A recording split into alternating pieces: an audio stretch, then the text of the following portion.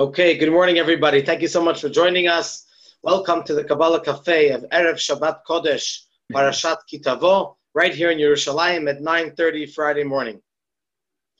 First, I want to thank Rina Schechter for sponsoring this special edition of the Kabbalah Café in memory of her dear husband and our dear friend, Yoshua Mordechai J. Schechter. His loss is a great loss. His passing is a great loss for our community, and we wish that Rina should have only Rina. Rina means joy and simcha from now on. You should not have any more suffering or mourning. And of course, I want to thank Raya and Mordechai for broadcasting this Kabbalah Café to all of you live. We are on the eve of Shabbat Slichot. Shabbat Slichot is the Shabbat tomorrow night at midnight, 12:30. We're going to recite together the Slichot right here as a community, and you're all welcome to join us. Slichot means asking for forgiveness. We say the vidui, the confession. And naturally, this Shabbos takes on a very serious tone. Usually this Slichot is recited on the Motzai Shabbat right before Rosh Hashanah. But since Rosh Hashanah is going to be on a Monday night, a week from this coming Monday night, therefore, we need to say at least, I believe, 4 days of Slichot. So therefore, it would only be 2 days, Sunday early morning and Monday early morning. So we start almost a week and a half before, 9 days before. By divine providence, there's also a vidui, a confession, which is explained, which is talked about in this week's Parsha, Tavo. Right in the first portion of our Parsha, we talk about the mitzvah of bikurim, bringing from the first fruit that grow in your portion, in Eretz Yisrael.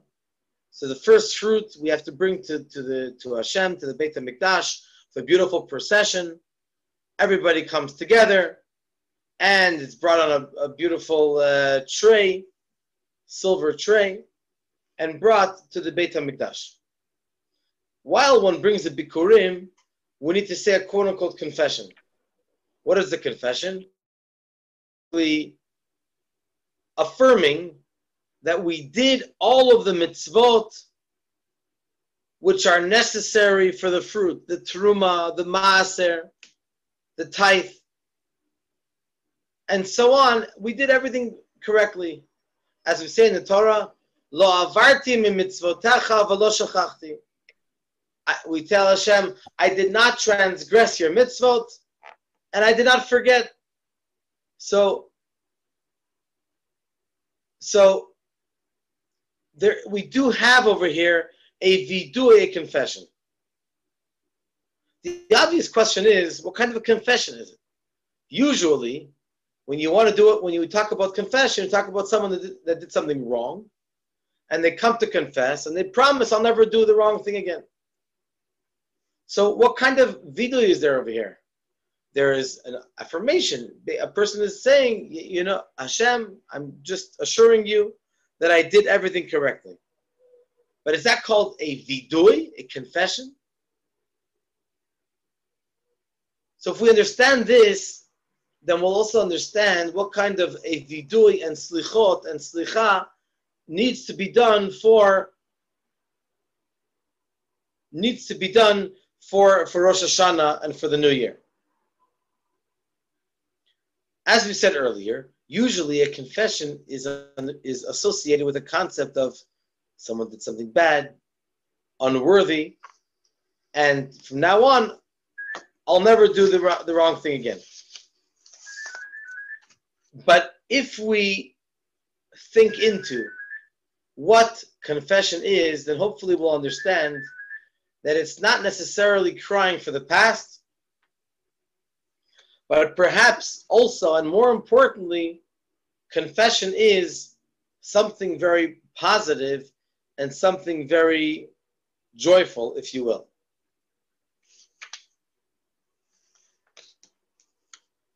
We've learned in one of our classes on Pirkei Avot, beginning of chapter 3, which we're going to read tomorrow, because there are only 2 more Shabbatot before Rosh Hashanah, and there are 4 more chapters in the Pirkei Avot.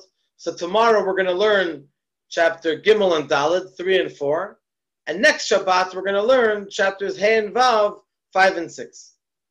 What does it say right in the beginning of chapter 3? We have to know 3 things.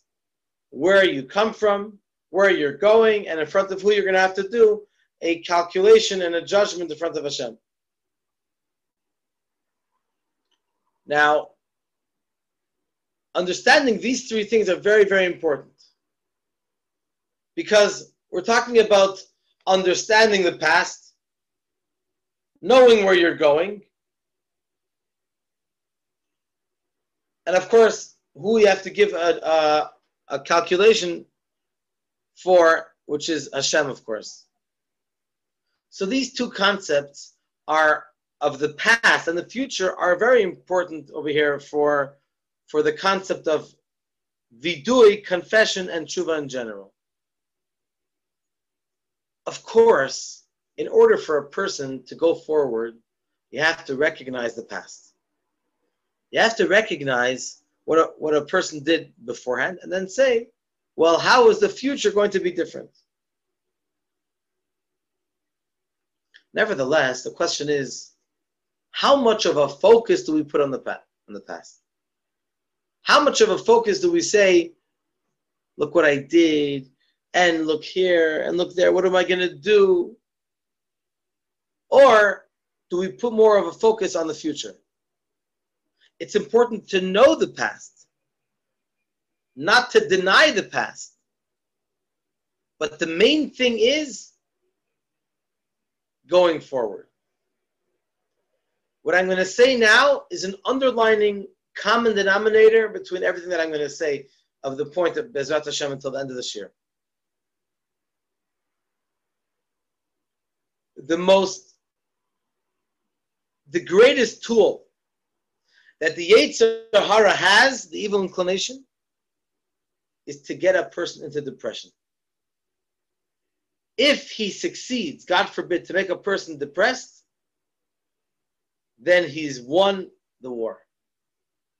Someone sent me a message yesterday on WhatsApp, that little similar point, but it's very powerful.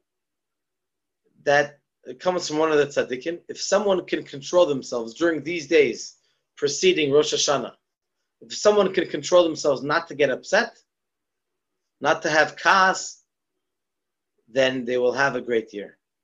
The Yetzer Hara understands that if he succeeds to pull a person down and to be sad over the past, oy vey, look what I did, and to cry and to be depressed, it's not going to bring to anything good. It just doesn't bring to any positive thing. Like the famous phrase of one of the Rebbes of Karlin, that there's one thing which is not a mitzvah, but it can bring a person to the greatest mitzvah. And there is another thing which is not a sin, but it can bring a person to the greatest sins. Simcha and atzvut. Joy and depression. Simcha is not a mitzvah per se, but it can bring a person to the greatest mitzvahs. Depression is not a sin per se, but God forbid, chas v'shalom, it can bring a person to the greatest sins. And this is actually what we talked about in short this morning after davening. Every morning we try to learn a couple of minutes of an inspiration from the Parsha or from the Tehillim or the Tanya or the Rambam of the day. The Chitat of today's Chumash, and it has the curses, not only the blessings, but unfortunately the possibility for curses. And what does it say over there? The Torah itself says, why can there be curses? Tachat asher lo avadat et Hashem Elokecha b'simcha u'tov levav mirov kol. Because a person did not serve Hashem with extreme simcha. If so, the Yetzer Hara knows that if he will succeed to bring down the morale of a person, then a person will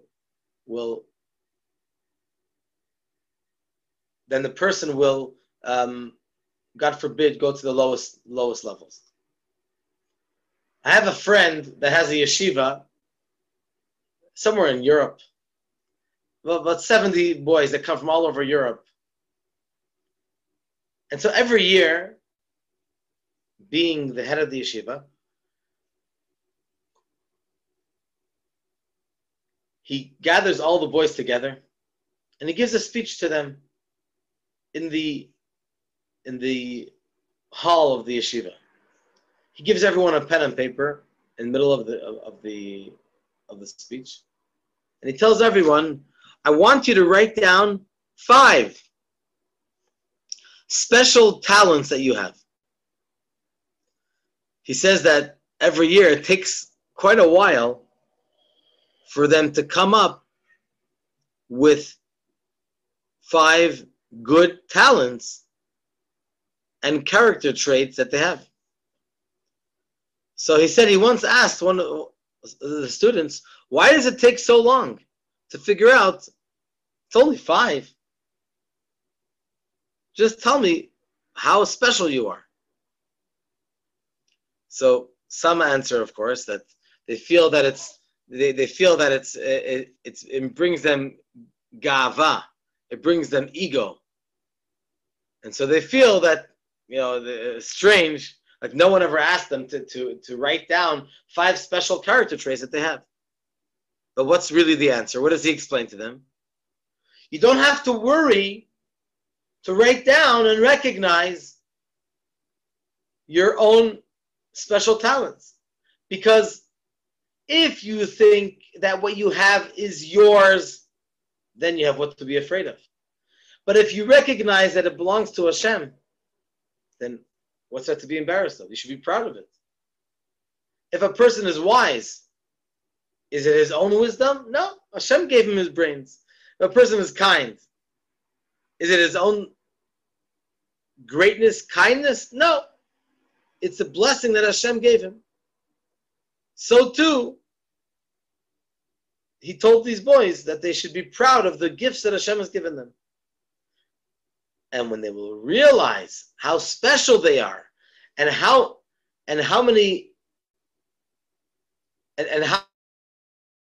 much energy Hashem has given them, then they will not shy away from it. Rather, utilize those talents to learn well in the yeshiva, to do a lot of mitzvot. But there was one boy in the yeshiva. He came from a Chabad house, and he was the son of a shliach in Germany. And he came up with a brilliant answer. When the rabbi asked him, why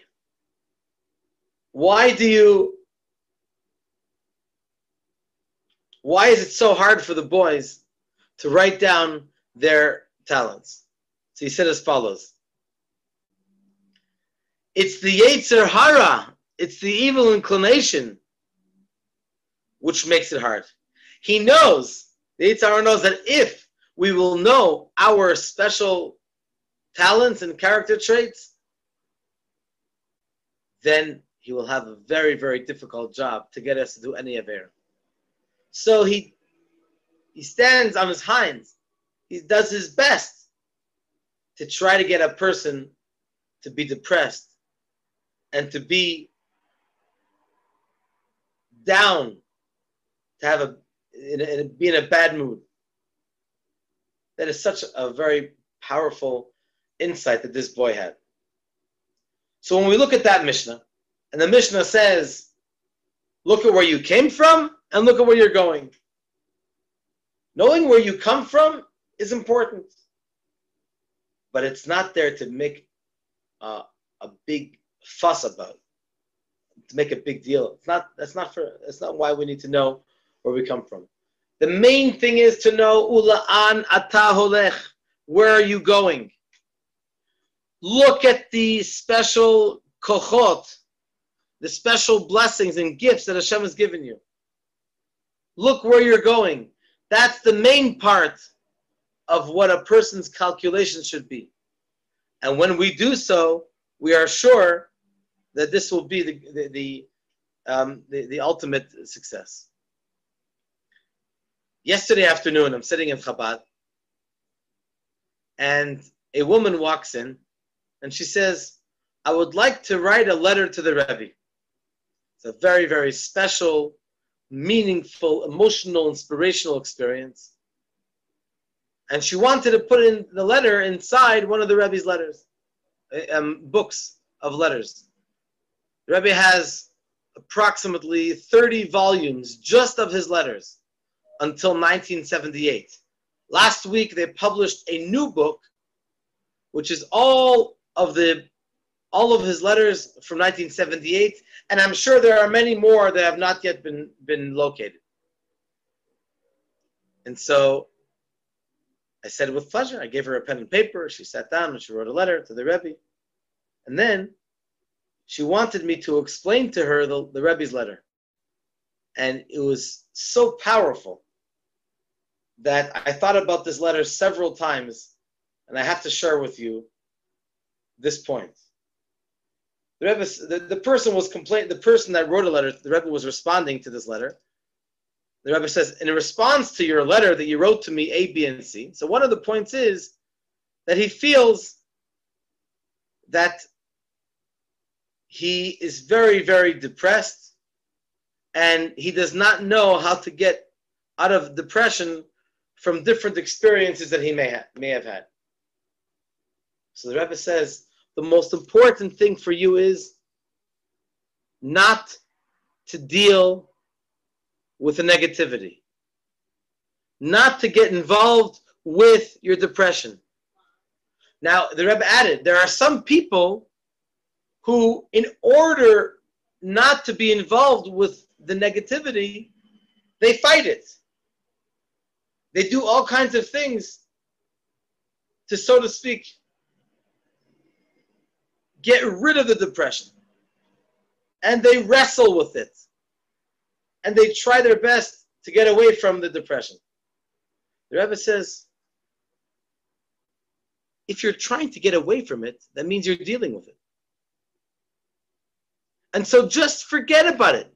Just leave it. It's non-existent. Just do good. You have so much good within you. Why even get involved even in a negative way with the depression? It's like a great chassid that passed away just a month ago, Rabbi Yisroel Goldberg, the Rebbe's choser. He once said a fascinating insight. He said, it says in the Talmud that someone who runs away from kavod, from honor, the kavod runs after him. The kavod chases him. The honor. In other words, if he runs away from being honored, then ultimately they'll honor him, because people will. This is the basic explanation. People will realize that he's really not into honor, so ultimately they will respect him. So the question is, Rabbi Khan asked, well, if he's running away from honor because he doesn't like the honor, so why should Hashem punish him by having honor chase after him? Good question, eh? I come from Canada, so I say eh. The answer is even better than the question. That why is the honor chasing after him? Because he's not really running away from it. He's sort of like running away from the honor. But he's not really running away from the honor. If you're really running away from the honor, you won't have anything to do with it. You won't be involved with running away from it. Even running away from it is also some kind of... So just forget about it. It's nothing. It's hot air. Zero. Nada. So now we'll get back to the subject of the vidui, of the confession. What do we see in our parsha? What's the vidui? Not, I did bad, I did this, I did that. Rather, Hashem, I assure you that I fulfilled this mitzvah and all of the other relating mitzvahs of bikurim, teruma, maasrot, in connection with the new fruit or the new crops that is grown in your field. I've done it all perfectly. Lo avarti mi mitzvotecha. I did not violate your mitzvah. Excuse me, please. V'lo shachachti. And I did not forget it. Lo avarti mi mitzvotecha v'lo shachachti. Instead of getting into the nitty-gritty, what is confession? If we zoom in to this concept of confession, what is it? What is confession?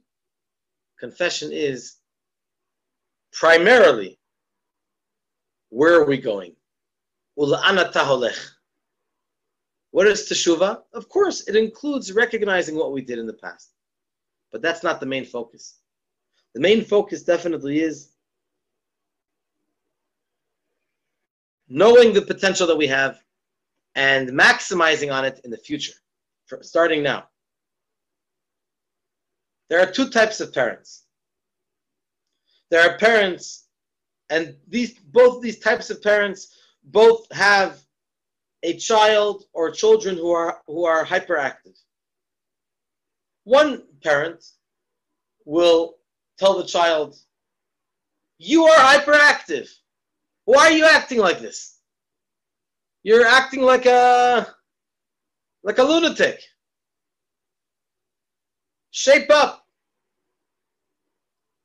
When the child hears again and again, "You are hyperactive, you are hyperactive, you are hyperactive," well, what do you think? What do you think the kid's going to do? He's ultimately going to have an image of himself of being hyperactive. Whether it's true or not, it's irrelevant. He's now going to have a label on his shirt, "I am hyperactive," or on his cap above. But if we approach the child, another parent will come along and say, "Look how much energy you have. It's amazing. I'm jealous of you. I wish I had so much energy.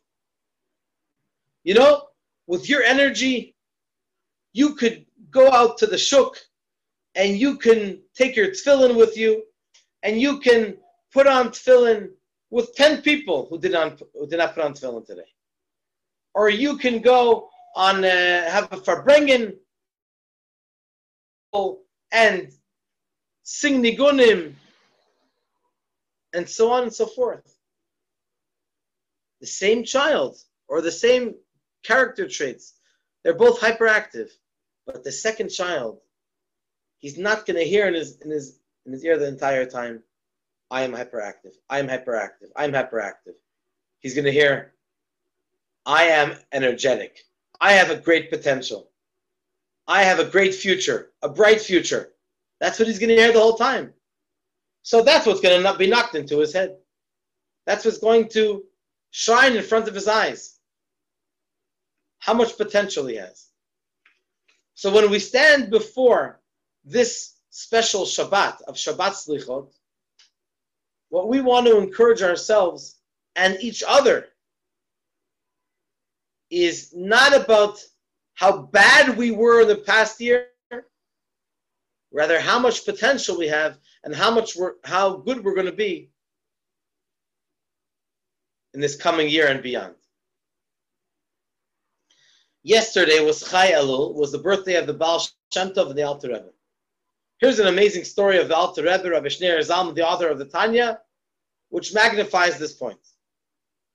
One time, the Alter Rebbe was in a town, in a city, and there was a very moving wedding, chuppah, which was being prepared, and everyone from the town was helping out. It wasn't just any wedding. It was a wedding between a yatom and yatomah, two orphans that were getting married. And of course, everyone felt part of the simcha. All of a sudden, right before the chuppah, came the police, and they took away the chatan, they put him in jail, and they had a very big ransom. This is obviously a terrible, horrific occurrence, Everyone was broken, and they did not know what to do.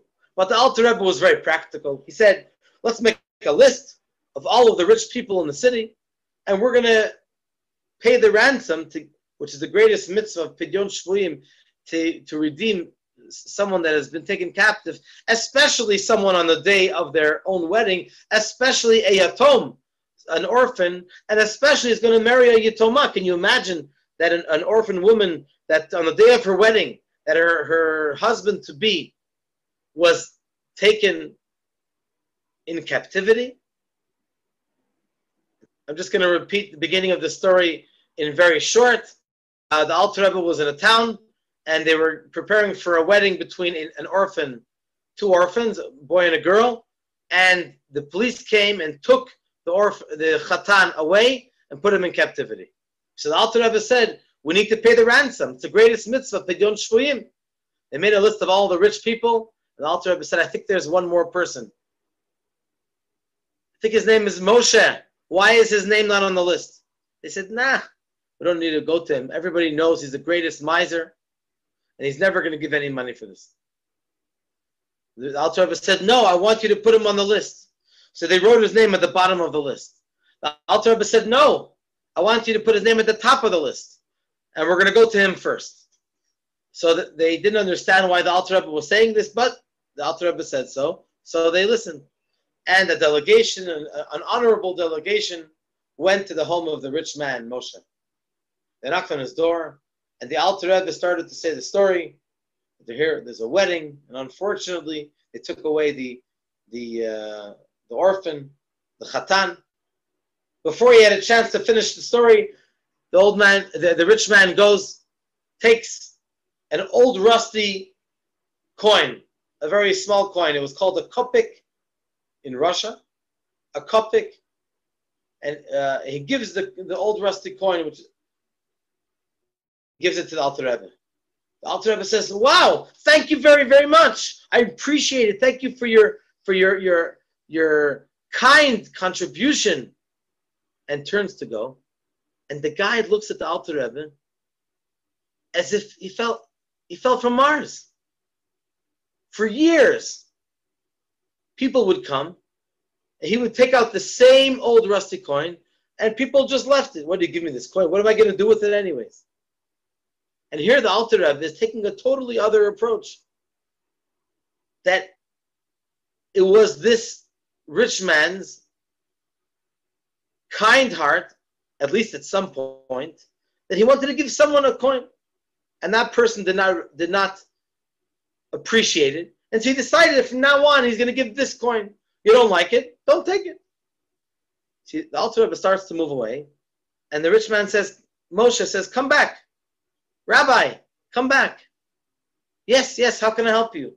Rabbi, instead of, let's say, 1 shekel, I'll give you the amount of 10 shekels. Here's a 10 shekel coin. Now, you're talking about a rich man that has millions, if not more. And we're talking about an orphan who is supposed to get married in a short while. And it's supposed to be much more money. But Alter Rebbe said, thank you so much. You're so kind. I really appreciate it. And this occurrence repeated itself several times until the rich man gave a large lump sum of money, which turned out to be much more than they needed to rescue the Chatan from captivity. Did he do some kind of miracle, Ruach HaKodesh, divine inspiration? Perhaps the Alter Rebbe, in addition to all of the above, the Alter Rebbe did something very, very menschlich, very, very understanding, thoughtful, caring of the individual. The Alter Rebbe understood that this person was not a miser. People thought he was a miser, but that was all the dust covering over the diamond, the jewel that was laying underneath the thick layer of dust and mud. He wanted to give, the rich man. Moshe wanted to be part of all of the charities of people that would come. But it was so covered from a hurt and pain from the people that did not appreciate who he was and what he wanted to give. So naturally, it resulted in him not giving. But that's not really him. That's not really Moshe. The real Moshe was the Moshe who saved the Chatan from captivity and enabled him to come back on time for his wedding and for the chuppah. So this is really what Vidui is all about. Vidui confession is all about looking to the future, looking forward, understanding one's own potential and allowing themselves to grow and to be the person that Hashem intended that we should all be. So Bezrat Hashem, we should all be by Slichot tomorrow night. We'll have that's why Farbrengen. Farbrengen? Before Slichot? Farbrengen will be at 11:30 p.m. tomorrow night, and the Slichot will be at 12:30. Bezrat Hashem, outside in the open area. And so we have a choice. Are we going to focus on the bad and the negativity, or are we going to focus on the simcha, on the potential going forward? And that's obviously, the latter is definitely the way to go. I cannot finish this Kabbalah Café before reminding you and encouraging you and informing you that we're going to have on Sunday night a big concert with Avram Fried, Nissim Black, Gershon Wachtel, the Miami Boys Choir, and of course the shofar player. Correct, I did not say blower, I said shofar player. He's going to be playing songs with his shofar, Amit Sofer. So please send out the flyers and the email invitations, and Bezrat Hashem, we will all be very successful in our shlichut, which we are here for many, many happy years to the coming of Mashiach. Now, Shabbat Shalom.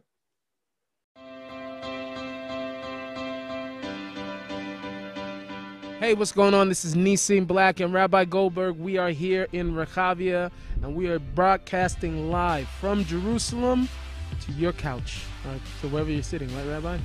This Sunday, it's going to be amazing. We're bringing Jerusalem to the world here from Rechavia, and it's going to be amazing. Who else is going to be here, Rabbi?